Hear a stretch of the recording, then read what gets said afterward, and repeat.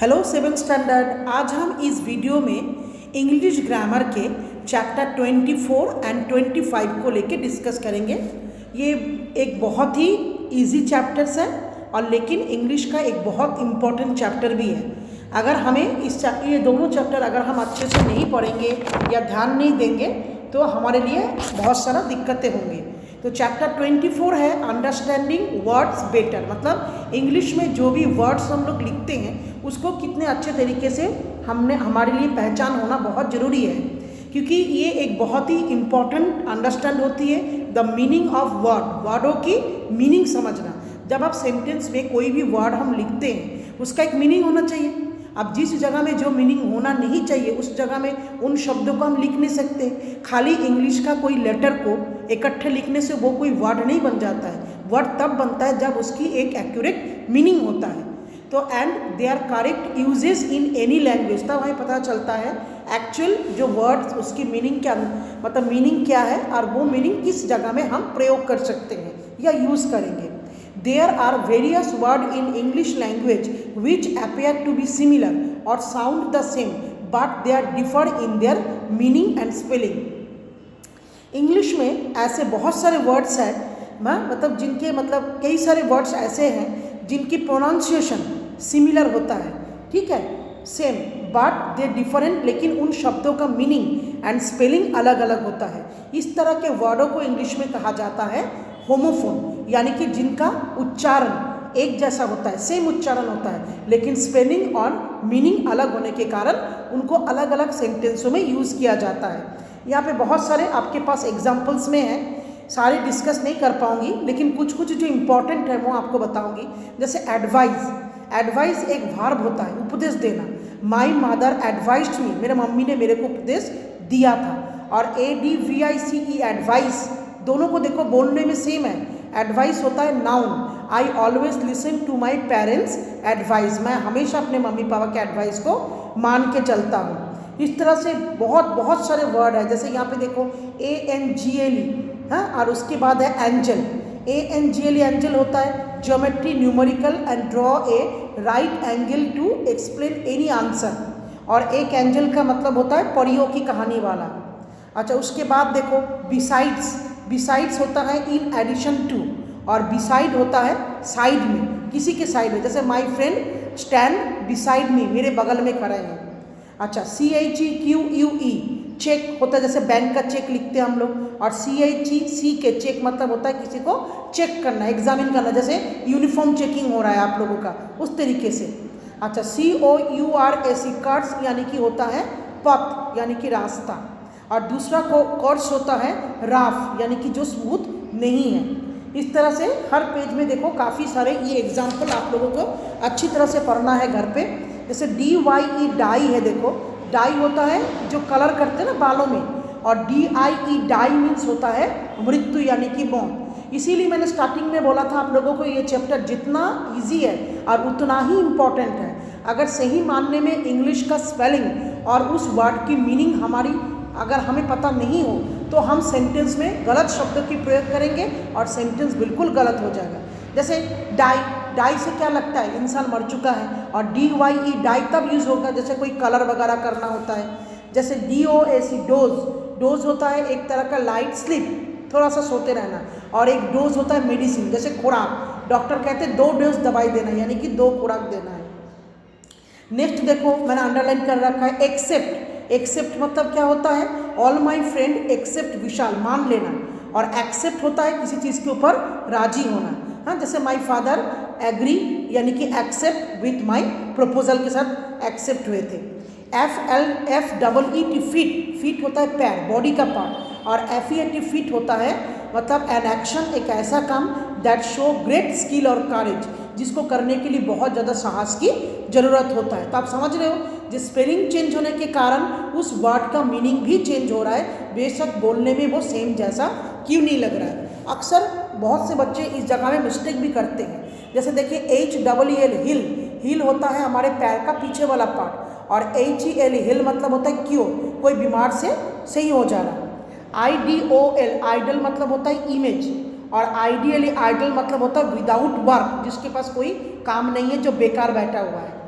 अच्छा, LOAC लो, loose यानी कि हैव नो लॉन्गर, जो बहुत टाइम तक नहीं चलता है। और LOOC लूज होता है वो जैसे कुछ चीज़ को हमने टाइट करके बांधा है, लूज द बेल्ट, हल्का करना। इस तरह के बहुत सारे वर्ड है सर, बच्चे अच्छे से आप लोगों को इनको पढ़ना भी है। जैसे आप लोग जानते हो, यहाँ पे देखिए PIECE, पीस मीन्स होता है क्या, टुकड़ा। Please give a piece of apple, मुझे एक एप्पल का टुकड़ा दो। और PEACE, पीस, पीस यानी कि होता है शांति। Peace is important for nations के लिए to prosper and develop. Peace मतलब प्लीज, पीस, पीसफुल प्लेस, कई बार कहा जाता है ना, it is a peaceful place यानी कि शांतिपूर्वक जगह। और PIEC, पीस होता है टुकड़ा। देखो PREY, प्रे, प्रे मीन्स होता है विक्टिम यानी कि शिकार। और PRAY, प्रे मतलब भगवान के पास जो हम प्रार्थना करते हैं उसे भी प्रे कहा जाता है, PRAY। और जो शिकार पकड़ते हैं उसको भी प्रे कहते हैं, PREY। यहाँ पे देखिए स्पेलिंग चेंज होने के कारण वर्ड का मीनिंग बिल्कुल डिफरेंट हो चुका है। QUITE, क्वाइट मतलब होता है कुछ हद तक डरा हुआ। और QUIET, क्वाइट यानी कि बिल्कुल शांत लड़की, she is a quite girl, बिल्कुल शांत। अच्छा, SOL, सोल, सोल होता है जो जूते के नीचे लगा हुआ होता है। और SOUL, सोल मतलब होता है आत्मा। She possesses a good soul, we should pray for the peace of our mind and soul, soul होता है आत्मा। SOUL उसका देखिए, SOUR, सोर मतलब क्या होता है, खट्टा, टेस्ट। और SORD, सोर मतलब होता है दर्ददायक, पेनफुल। और SOAR, सोर मीन्स होता है टू फ्लाई हाई, ऊंचे में उड़ना। तो इस तरह के बच्चे बहुत सारे मतलब वर्ड्स ऐसे होते हैं, बड़े बारीकी से आपको ध्यान रखना है। और इनको पढ़ने से कंटिन्यू अगर आप इनको पढ़ते रहोगे, न्यूज़पेपर रीड करोगे, डिक्शनरी देखोगे, तो आपको खुद ब खुद जो है इन वर्डों के स्पेलिंगों के बारे में और इनके मीनिंगों के बारे में आप लोगों को जो है आइडिया हो जाएंगे। अब हम आएंगे चैप्टर 25, सिनोनिम्स एंड एंटोनिम्स। आप लोग हिंदी ग्रामर में भी पढ़ते हो, समान अर्थ वाले शब्द और एंटोनिम्स यानी कि विपरीत अर्थ वाले शब्द। इनको आप लोग अच्छी तरह से आप लोगों को याद करना है। जैसे एडमिट, किसी चीज़ को मान लेना यानी कि एग्री हो जाना, कॉन्फेस करना, उसका सिनोनिम है। अच्छा, उसके बाद देखिए एब्सोल्युटली, एब्सोल्युटली मतलब होता है पूरी तरीके से यानी कि टोटली। अच्छा, ब्लेम, ब्लेम करना किसी के ऊपर, किसी को दोष देना यानी कि उसकी सिनोनिम एक्यूज। ये तो बच्चा आप लोगों को याद करना है, क्योंकि कितनी भी दिमाग लगाओगे इन शब्दों को जानने की कोई ट्रिक नहीं होता है। सिनोनिम्स को याद करना पड़ता है और एंटोनिम्स को भी याद करने पड़ते हैं। अच्छा देखिए, क्रूएल, क्रूएल मतलब होता है गुस्सा, गुस्सेलू। और सिनोनिम्स है मीन। बहुत सारे हैं यहाँ पे, सब तो कम डिस्कस नहीं कर पाऊंगी, कुछ कुछ मैं आप लोगों को बता रही हूँ। काम, CALM यानी कि शांत, उसकी सिनोनिम हो जाएगा आपका क्वाइट। उसके बाद है देखिए नीचे डेकोरेट, डेकोरेट मतलब होता है सजाना, सिनोनिम है इम्बैलेंस। अच्छा, नेक्स्ट में भी देखिए काफ़ी सारा है, ड्रिंक, पीना। और उसी तरह से गर्ल सिनोनिम्स में डॉक्टर, फिजिशियन, डिफ़िकल्ट, चैलेंजिंग है। नीचे देखिए डिक्रीज मतलब घटना यानी कि सिनोनिम्स में रिड्यूस। ध्यान रखेंगे सिनोनिम समान अर्थ वाले शब्द मतलब दोनों वर्डों का मीनिंग बराबर होता है। फेथफुल, भरोसेमंद यानी कि लॉयल। उसके बाद देखिए फ्लारिश, फैलना, थ्राइव। फॉरगिव, किसी को क्षमा करना यानी कि पार्डन। ग्लो यानी कि साइन। अब हम नेक्स्ट पेज में डिस्कस करेंगे आप लोगों के साथ। सिनोनिम्स कई सारा है, ऊपर एग्जाम्पल्स में अच्छी तरह से पढ़िए।